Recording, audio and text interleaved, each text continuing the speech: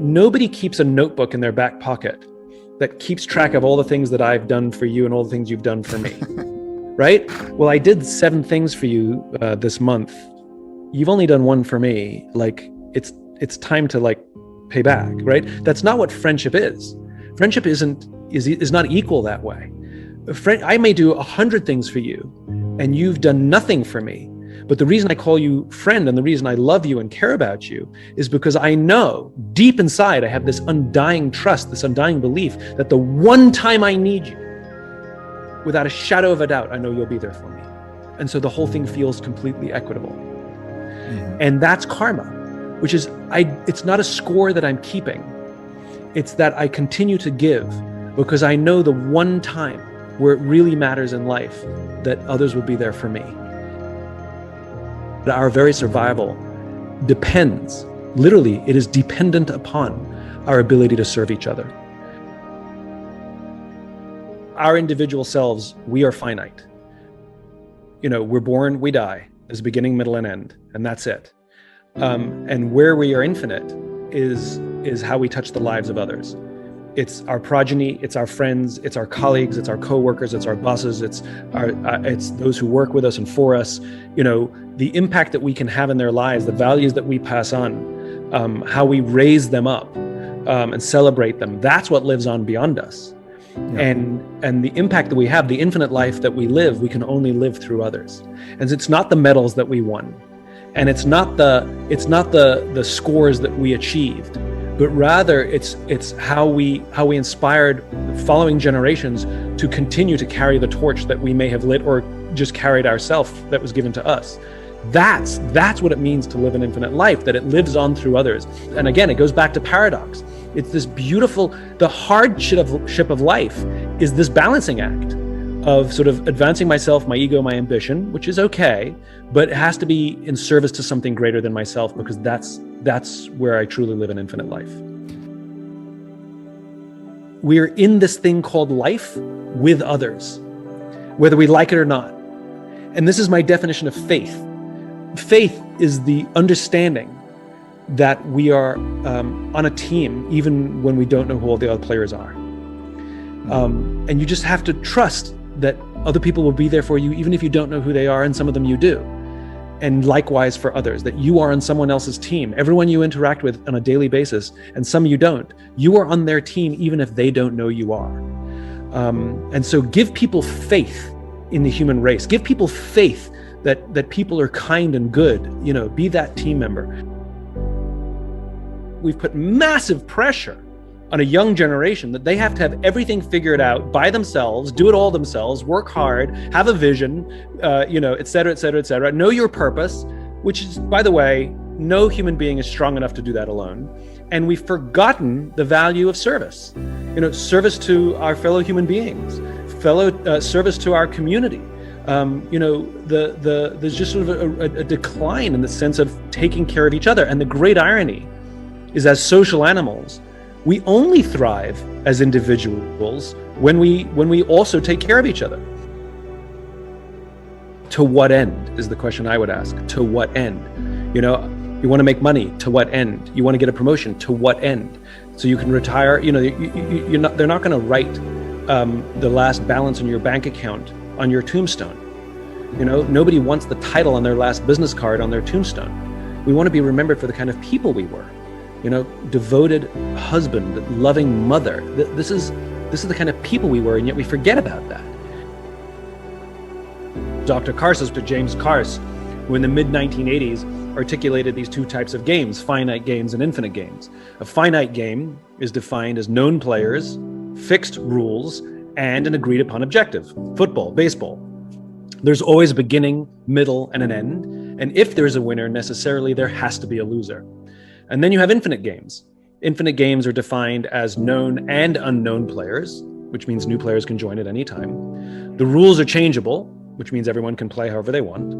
And the objective is to perpetuate the game, to stay in the game as long as possible. Turns out we're players in infinite games every day of our lives. There's no such thing as winning global politics. There's no such thing as winning education.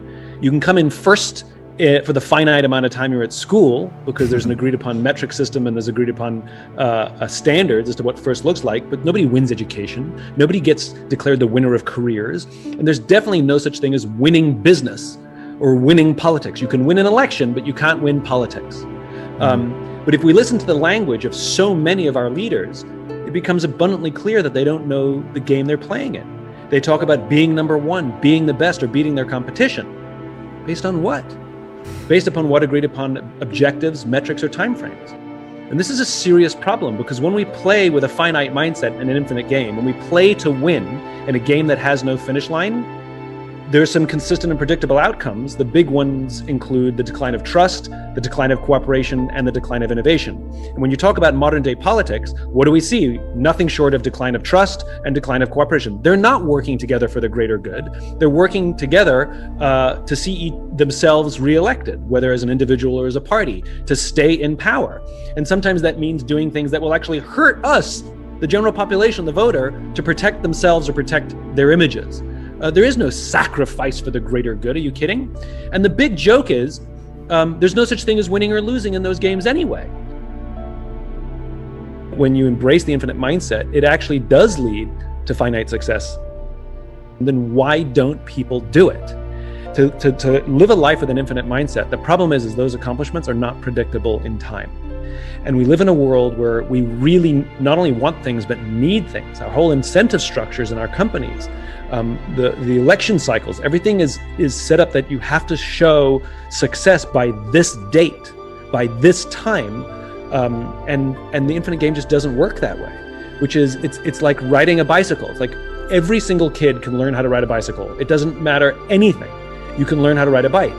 There's a process. You have to start with training wheels. You take one wheel off, you take two wheels off. One of your parents is holding the back of the seat. At some point they'll let go. You'll look down, you'll freak out, you'll fall over, And if you just go through this process, 100% of kids will learn how to ride a bicycle. The problem is, I don't know how long it takes. Right. Some kids will learn quickly, some kids will learn slowly. Every kid learns how to walk. Every kid learns how to talk. Parents compare. How long did yours take to walk? Mine's a little slow, right? It's okay. There's a process, and 100% of the time it works. And the fear we have is to trust the process. And so we hijack the process for the short-term game while doing long-term damage to ourselves or organizations, rather than simply trusting the process, working out, all of these things. If you trust the process, 100% of people will get into shape. If you simply work out for 20 minutes a day, 100%. But I just don't know when. That intense surge of dopamine that you get when we win is highly addictive. And because the feeling does go away, you're right, nobody is celebrating hitting that goal from a year ago. Like, the feeling is gone, right? Yeah. But the problem is that because it feels so good, we think that the only way to feel good is to get another hit, get another hit, get another hit, get another hit, which is how addiction works. Right. And so what purpose does is it contextualizes those things. What purpose does, the purpose is the infinite part, where I can celebrate. There's nothing wrong with the celebration, but I understand there's still a lot of work to be done. That this will go forever. And the funny thing is, we're so obsessed with the finite. I mean, take exercise as a great example of the analogies we should be using. So you want to be healthy, great. There's a whole list of things you have to do. You've got to exercise, you've got to eat right, you've got to get sleep, you've got to nurse your personal relationships. The list goes on and on and on. You can't do them all perfectly all the time. Some of that causes stress, but you got to kind of like try and do as best you can. So pick one of them, exercise, right? There's nothing wrong with having a finite game within that. And so we get to exercising and doing the work, and we weigh ourselves every day. And if we have a good day, we feel all great. And if we have a bad day, we feel all down. And if you hit your goal on the right date, on the right time, you feel amazing. This feeling of incredible success, except you have to keep exercising for the rest of your life. Like, it's not over, right? It's just one of the steps. It's one of the milestones, but you have to keep at it. And what happens if you miss your goal? Nothing happens, right? In fact, you're way healthier now than you were when you started, and you'll probably hit your goal in 2 or 3 more months if you just keep at it. And the problem is we prioritize those that hit the number on the date, and we ignore those that are building good teams with good relationships and good product and good service, And we don't reward those people, even though we can see they'll hit their numbers in 13 months instead of 12. And all of the choices we make, the finite choices we make, have to be in service to health, right? We can't just win for now, and if I create problems, I'm going to be retired. It's not my problem, it's yours. We can't do that.